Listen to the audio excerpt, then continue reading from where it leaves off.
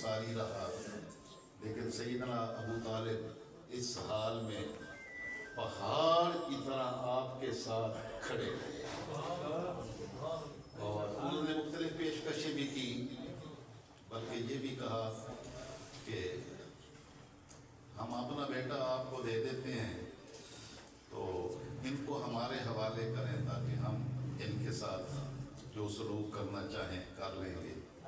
تو حضرت ابو طالب نے فرمایا کہ تمہارے بیٹے کو میں پالوں تاکہ اس کو زندہ رکھوں، اور میں اپنا بیٹا تمہیں دے دوں تاکہ تم اسے شہید کر دو۔ تو آپ نے رد کیا، ہر بات کو رد کیا۔ آپ کی اتنی زیادہ آپ کی خاطر قربانیاں دی کہ آپ وہ سارے واقعات کو اگر پڑھتے چلے جائیں تو آپ کو پتہ چلے گا کہ اس ہستی کی عظمتیں کیا ہیں۔ 7 سنِ نبوت میں مکہ مکرمہ میں مشرکین مکہ اور تو کچھ نہ کر سکے، کیونکہ آپ سردار تھے اور آپ کی عظمت اور جلال کے سامنے کسی کو پر مارنے کی جرأت نہیں ہوتی تھی۔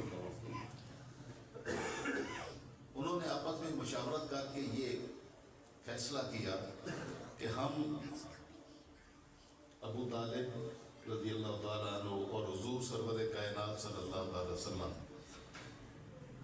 آپ کے قبیلے کا ہم مقاطع کرتے ہیں، قطع تعلقی کرتے ہیں، ان کے ساتھ نہ کوئی بولے گا۔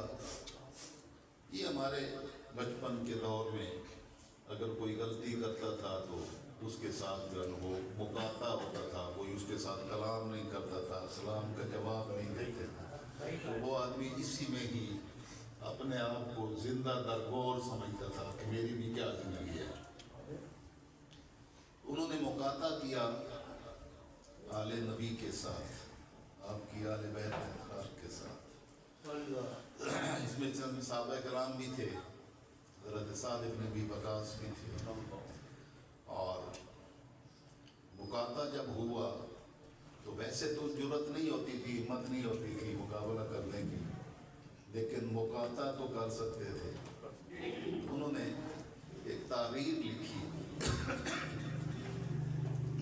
جس میں یہ ساری مختلف شکیں رکھی کہ ان کے ساتھ کوئی بندہ کلام نہیں کرے گا، ان کے ساتھ کوئی لین دین نہیں کرے گا۔ تو شیب ابی طالب ایک گھاٹی تھی، سیدنا ابو طالب رضی اللہ تعالیٰ عنہ کی ایک ایریا تھا، زمین تھی، تو جو آپ کی ملکیت تھی، تو آپ اس میں محصور ہو کر رہ گئے، یعنی قید ہو گئے۔ اور مقاطع اس طرح کا ہوا کہ اب آپ مکہ مکرمہ کے اس وقت کے معیشت کے حالات دیکھیں تو نہ وہاں ایک تنکا پیدا ہوتا ہے، نہ وہاں گندم ہوتی ہے، نہ وہاں پر کوئی فروٹ ہوتا ہے، کوئی شے نہیں ہوتی سوائے زمزم کے پانی کے۔ تو اور شے تو تھی کوئی نہیں۔ تجارتی قافلے شام کو جاتے تھے، وہاں سے کوئی تجارت کے ذریعے سے کھانے پینے کا کوئی سامان آتا تھا، مکہ میں تو کوئی شے ہوتی کوئی نہیں۔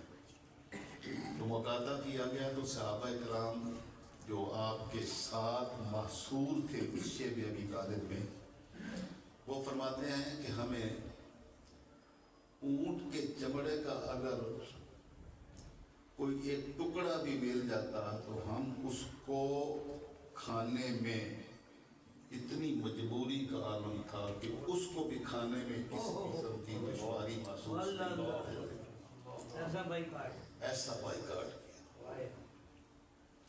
اس بائیکاٹ کے عالم میں درختوں کے پتے، بیری کے پتے، اللہ کے رسول اور اللہ کے رسول کے مصاحبین آپ کے ساتھ، آپ کا ساتھ دینے والے درختوں کے پتے کھانے پر مجبور ہوئے۔ آج کا مسلمان ذرا اپنے آپ کو ذرا موازنہ کرے نا کہ دین کی خاطر میرے نبی نے کیا قربانیاں دی اور ہم کیا شے ہیں۔ ہم کہاں کھڑے ہیں؟ 3 سال تک شیب ابی طالب میں معصوم رہے۔ ایک دن میرے آقا صلی اللہ علیہ وسلم نے اپنے چچا جان سے کہا، حضرت ابو طالب سے، حضرت ابو طالب اس دوران آپ کو اپنے بستر پر سلاتے اور رات کو اٹھ کر آپ کے سونے کی چارپائی چینج کرتے، جہاں پہلے آپ کو سلایا تھا وہاں اپنے بیٹوں کو سلاتے اور آپ کو اٹھا کر دوسری جگہ منتقل کرتے کہ کوئی کافر آپ کو تکلیف نہ پہنچا سکے۔ مسلمانوں، یہ حیا بھی ختم ہو گئی کہ جس ہستی نے اپنی اولاد، اپنا مال، اپنی جان، اپنی ذات، جس نبی کی ذات کی خاطر اتنی قربانیاں دی ہوں، اللہ نے ان کو ایمان کی دولت سے محروم رکھا۔ کیا سوچ ہے، اتنی قربانیاں۔ ایک دن آقا علیہ السلام نے ان کو فرمایا کہ چچا جان، اب وقت آ گیا کہ میں آپ کو آگاہ کروں کہ جو تحریر ان کافروں نے لکھی تھی اس تحریر کو لکھ کر کعبہ کے اندر لٹکا دیا تھا، تو تاکہ وہاں محفوظ رہے، کوئی اس کو چھیڑ نہ سکے۔ یعنی یہ ایک میثاق تھا مشرکین اور قریش مکہ کے درمیان، انصاروں کے درمیان، کہ کوئی ساتھ نہیں دے گا ان کا، مقاطع کریں گے، بائیکاٹ کریں گے۔ تو آقا علیہ السلام نے چچا جان کو فرمایا کہ چچا جان، اب جو انہوں نے تحریر لکھی تھی نا، مالک الملک نے، انہوں نے تو محفوظ کرنے کے لیے بیت اللہ شریف کے اندر لٹکائی تھی، لیکن اللہ کی ذات بے نیاز ہے کہ وہ کس طرح کس کو ختم کرتا ہے، یہ اللہ کی ذات سے اور بہتر مسبب الاسباب کون ہے۔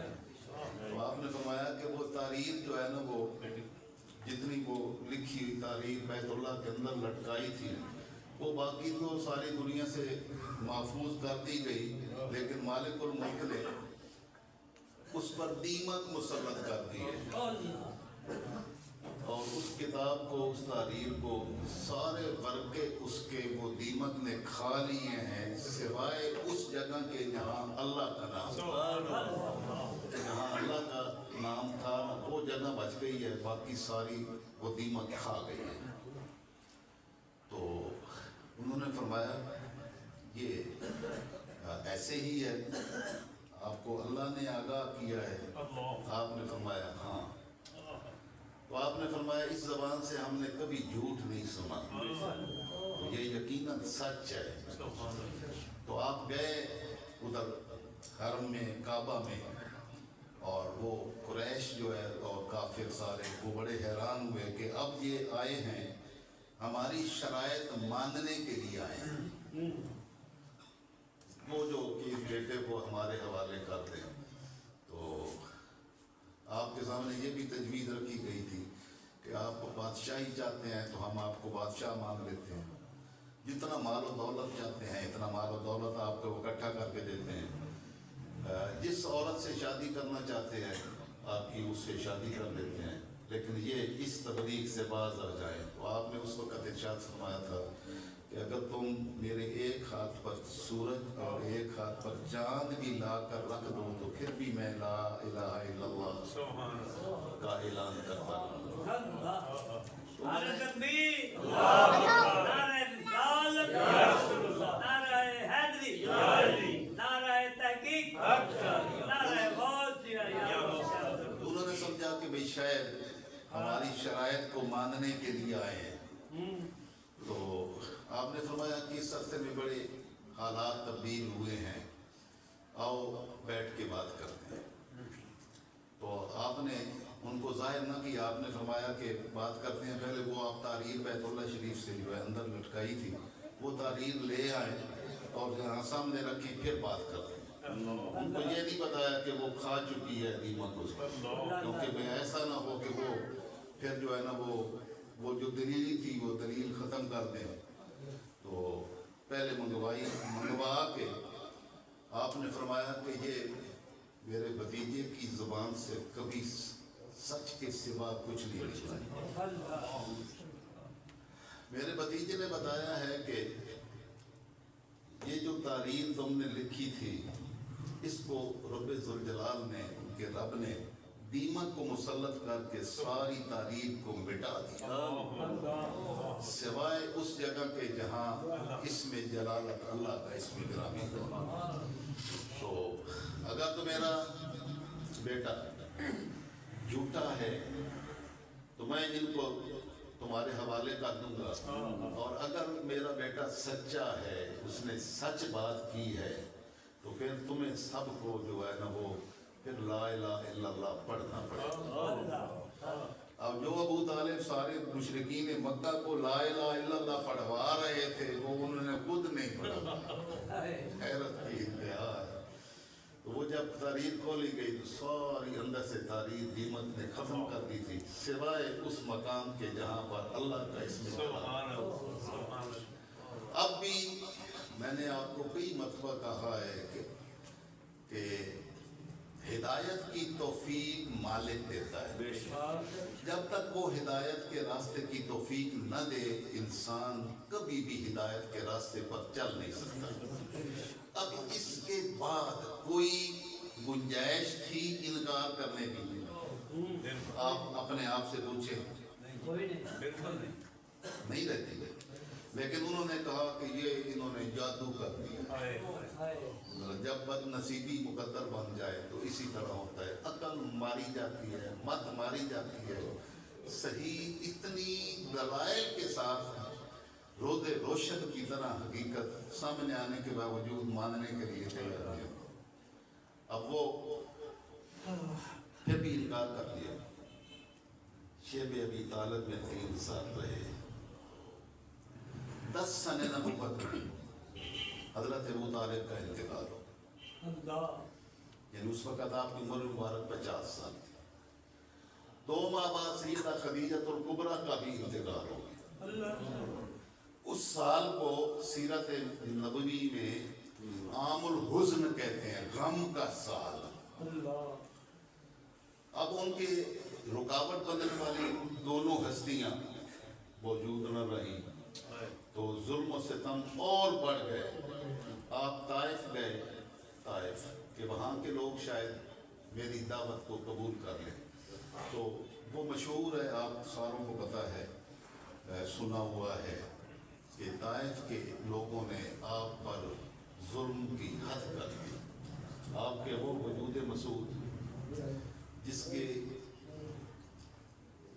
وجود کی عظمتوں پر ساری کائنات قربان ہو جائے, آپ کے پتھر مار مار کر آپ کے وجود کو لہو لہان کیا گیا. لیکن آپ نے پھر بھی دین کی دعوت کو چھوڑا نہیں. یہ آزمائشوں کے مراحل ہیں گزرے. وہاں جب آپ جسم میں انور لہو لہان تھا تو ایک دیوار کے سائے میں آپ جلوہ افروز ہوئے. سامنے باغ تھا ربیہ کا جو آپ کا اور دین کا سخت دشمن تھا. اس کے بیٹے جو ہے نا وہ یہ طائف جو ہے نا یہ مری کی طرح کا ٹھنڈا علاقہ ہے. باقی آپ کو پتہ ہے عرب تباہ ہوا, سخت دھوپ ہوتی ہے, سخت گرمی ہوتی ہے, لیکن طائف مری کی طرح کا سرسبز علاقہ ہے, ٹھنڈا علاقہ. یہ عرب کے رؤسان ہیں, مکہ کے رؤسان ہیں, وہاں پر جگہ بنائی ہوئی تھی, ان کا باغ تھا. تو عتبہ اور شیبہ یہ دیکھ رہے تھے آقا علیہ السلام کے ساتھ جو سلوک کیا گیا. تو وہ دشمنان دین بھی یہ منظر دیکھ کر ان کا دل پسیج گیا. انہوں نے اپنے ایک خادم اداس نامی, اداس اس کا نام تھا, اس کو کہا کہ یہ وہاں انگور بھی ہوتے ہیں, طائف میں اب بھی ہوتے ہیں. تو کہا کہ بعد سے وہ گچھے لے کے ایک تشت میں ڈال کر تو ان کے سامنے جا کے رکھے. تو وہ اداس انگوروں کا ایک تھال لے کر آپ کی خدمت میں حاضر ہوا کہ آپ تناول فرمائیں. جب آگے رکھا تو آپ نے پڑھا بسم اللہ الرحمن الرحیم, اور ایک انگور توڑ کے کھایا. نے کہا کہ یہاں اس سرزمین پر تو بسم اللہ الرحمن الرحیم پڑھنے والا کوئی نہیں ہے. تو یہ کلمات تو میں نے پہلی مرتبہ سنے. تو آپ نے پوچھا تم کون ہو؟ اس نے کہا میں نصرانی ہوں اور نینوا سے آیا ہوں. نینوا سے. آپ نے فرمایا اچھا میرے بھائی یونس ابن متیٰ کے علاقے کا رہنے والا ہے. خانہ آپ نے کبھی سفر ہی نہیں کیا تھا. تو وہاں وہ علاقہ تھا سیدنا یونس علیہ السلام سے. تو یونس علیہ السلام کے اس علاقے کی خوشبو آئی کہ یہ وہاں کا رہنے والا ہے. تو آپ نے فرمایا کہ تم یونس ابن متیٰ کے شہر اور علاقے کے رہنے والے ہو. تو وہ حیران ہوا. اس نے کہا بھی آپ جانتے ہیں یونس ابن متیٰ کو؟ آپ نے فرمایا ذالک اخی، وہ میرے بھائی ہیں. کانا نبی و انا نبی، وہ بھی نبی تھی اور میں بھی اللہ کا نبی بن کر تشریف لایا. تو اب وہ اداس جو ہے نا وہ آگے بڑھا اور آپ کے چہرے انور پر سر انور پر بوسہ دیا اور پھر آپ کے ہاتھ چومے، پھر آپ کے قدمین شریفین چومے. یہ منظر ادھر عتبہ اور شیبہ دیکھ رہے تھے. وہ آپس میں کرنے لگے کہ لو اس پر بھی جادو چل گیا. وہ واپس جب آئے تو کہنے لگے کہ تم تیرا ستیہ ناس ہو، تو نے کیا کیا؟ ہم نے تمہیں کدھر بھیجا تھا، تو وہاں پر کیا کر رہا تھا؟ انہوں نے کہا کہ وہ ہستی روئے زمین پر اس جیسی ہستی اس وقت موجود نہیں ہے. اور انہوں نے مجھے وہ بات بتائی ہے جو نبی کے سوا کوئی نہیں بتا سکتا. کہ وہ اب وہ بات کیا تھی؟ بات کہ بسم اللہ الرحمن الرحیم. میں آپ سے سوال کرتا ہوں کہ اب ہم اور ہماری اولادیں اللہ کی نعمتوں کھاتے ہوئے کتنی مرتبہ بسم اللہ الرحمن الرحیم پڑھتے ہیں؟ یہ تو کفر اور دین کی پہچان تھی. تو ہم بڑے بڑے دعوے جتنے مرضی کر لیں، کیا ہماری سیرت و کردار میں بسم اللہ الرحمن الرحیم داخل ہوئی ہے؟ یہ میرا آپ سے سوال ہے. یہی پہچان تھی کافر اور مومن کی جو میرے آقا صلی اللہ علیہ وسلم نے ہمیں عطا فرمائی. لیکن اب ہمارے اندر سے یہ مٹ گئی ہیں، یہ قدریں مٹ گئی ہیں. تو ذلت اور رسوائی ہمارا مقدر نہیں ہوگا تو کیا ہوگا؟ آپ وہاں سے پھر واپس لوٹ گئے تو ہر طرف اندھیرا تھا، کفر کا اندھیرا تھا. تو مالک الملک نے اس وقت جبریل امین کو ارشاد فرمایا کہ جبریل امین جاؤ، میرے نبی کے دل پر بوجھ ہے، سید الانبیاء کا دل غم زدہ ہے، جائیں ان کو لے کے آئیں ہمارے حریم ناز میں. ہم آپ کو اپنا جلوہ کرائیں گے تو میرا محبوب ساری دنیا کے سارے غم بھول جائے گا. تو یہ وہ وقت تھا جب تاجدار کائنات صلی اللہ تعالی وسلم کے لیے اللہ پاک نے فرمایا سبحان الذی اسری بعبدہ. تو یہ اس سے بہتر وقت اور شاید کوئی نہیں تھا. اتنا بڑا وہ تکلیفوں کے سارے مناظر مالک الملک نے اپنے محبوب صلی اللہ علیہ وسلم کو معراج کروائی اور اپنی دیدار کی لذتوں سے یوں نوازا کہ ساری کائنات کی الفتیں تکلیفیں یقیناً آپ بھول گئے اور اللہ رب العزت نے آپ کو ان عظمتوں سے نوازا. فَأَوْحَىٰ إِلَىٰ عَبْدِهِ مَا أَوْحَىٰ، اپنے بندے کی طرف وحی فرمائی، اپنے بندے کے ساتھ گفتگو فرمائی جو گفتگو فرمائی. یا گفتگو کرنے والا جانے یا سننے والا. نعرہ تکبیر، نعرہ رسالت، نعرہ حیدری، نعرہ تحقیق، نعرہ غوث. اس پر انشاءاللہ العزیز گفتگو اگلے خطبہ جمعۃ المبارک میں ہوگی. تمام مالک الملک نے یہ مومنین کو یہ گویا سبق سکھایا کہ اللہ کی حریم نیاز میں جانے کے لیے ان تکلیفوں کے مراحل سے گزر کر آنا پڑتا ہے. تو اللہ اپنے بندوں کو تکالیف اور مصائب سے گزارتا ہے. برچھوں کو کبھی کسی برچھے کو آپ نے بخار چڑھتے ہوئے بھی نہیں دیکھا.